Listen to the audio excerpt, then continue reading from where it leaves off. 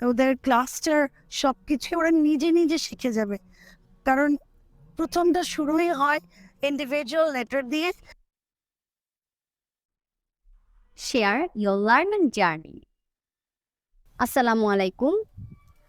আজকে আমি হাসনাপুর কাছে জানতে চাইব কিভাবে আমরা টিচাররা রিডিংয়ে ইমপ্রুভ করতে পারি এবং আমরা কিভাবে সহজভাবে স্টুডেন্টদের রিডিং পড়া শেখাতে পারি। হাসনাপু, আপনি যেহেতু টিচার হিসেবে অনেকদিন কাজ করছেন এবং আপনি রিডিং বিষয়টাতে অনেক ফোকাস করে থাকেন, আপনি আমাদেরকে বলবেন কিভাবে রিডিংটা প্রাইমারি লেভেল থেকে ধীরে ধীরে সেকেন্ডারি লেভেলে যাওয়া যায়। ফার্স্ট অফ অল আমি বলতে চাই, প্রত্যেকটা বাচ্চাকেই টিচার হিসেবে আমাদের লেটারগুলোকে ওদেরকে স্পষ্ট উচ্চারণ দিয়ে সুন্দর করে শেখাতে হবে। ওরা যেন সবগুলো সাউন্ড ছোট থেকে উচ্চারণ করতে পারে সঠিকভাবে, সেই জন্য আমাদেরকে ওদের সাউন্ডগুলোকে এমনভাবে শেখাতে হবে ওরা যেন ভুল উচ্চারণে অভ্যস্ত না হয়ে ওঠে। ভুল উচ্চারণ যদি ওরা না করে, ইনশাআল্লাহ ভবিষ্যতে ওরা কখনোই ভুল উচ্চারণে কথাও বলবে না। ভুল উচ্চারণে কথা বলা এমন একটা বাজে অভ্যাস, যেটা ওরা আস্তে আস্তে কি হয়, ওই ভুল উচ্চারণটাকে নিজেদের ভেতরে গেঁথে ফেলে, সেখান থেকে নিজেকে আর সরাতে পারে না। আমরা যদি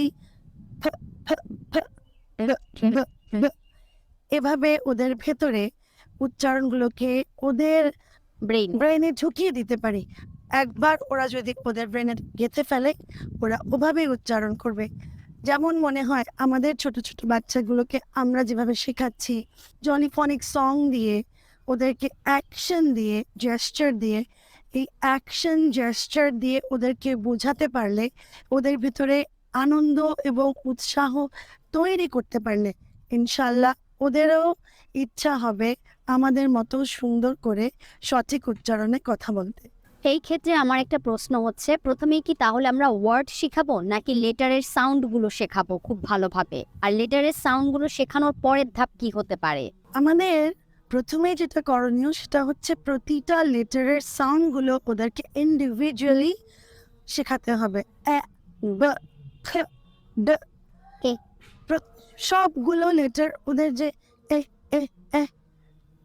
এই সাউন্ড, এই যে ওরা অনেক ভুল উচ্চারণ করে, বাংলা উচ্চারণও যেমন এ যে বর্ণটা আছে, সেই বর্ণটা যেমন দুটো উচ্চারণ হয়, একতারা এবং একতা, এই শব্দগুলোর সাথে ইংলিশ এই শব্দগুলোর সাথে ইংলিশ শব্দও যে একই রকমভাবে ফনেটিক্যালি উচ্চারণ করতে হয়, ওরা এটা যদি বুঝে যায়, তারপরে ওটার সাথে আমরা ব্লেন্ডিং সাউন্ড শেখাবো।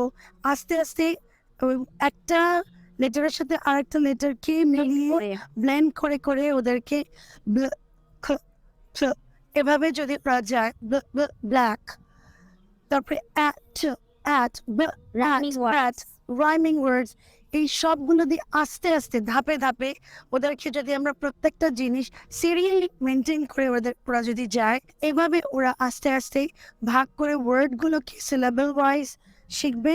তারপরে সেভাবে ওরা পুরো ওয়ার্ডগুলোকে আলাদা আলাদা করে উচ্চারণ করে করে পুরো সেন্টেন্সটা উচ্চারণ করতে শিখবে, এবং তখন ওই সেন্টেন্সের সবগুলো ওয়ার্ডই ওদের সঠিক হয়ে যাবে, একটা রিদম থাকবে। এবং ওখানে টোনের ওঠানামা, ইন্টোনেশন, ওদের শব্দের যে স্ট্রেস, ওদের ক্লাস্টার, সবকিছু ওরা নিজে নিজে শিখে যাবে, কারণ প্রথমটা শুরুই হয় ইন্ডিভিজুয়াল লেটার দিয়ে।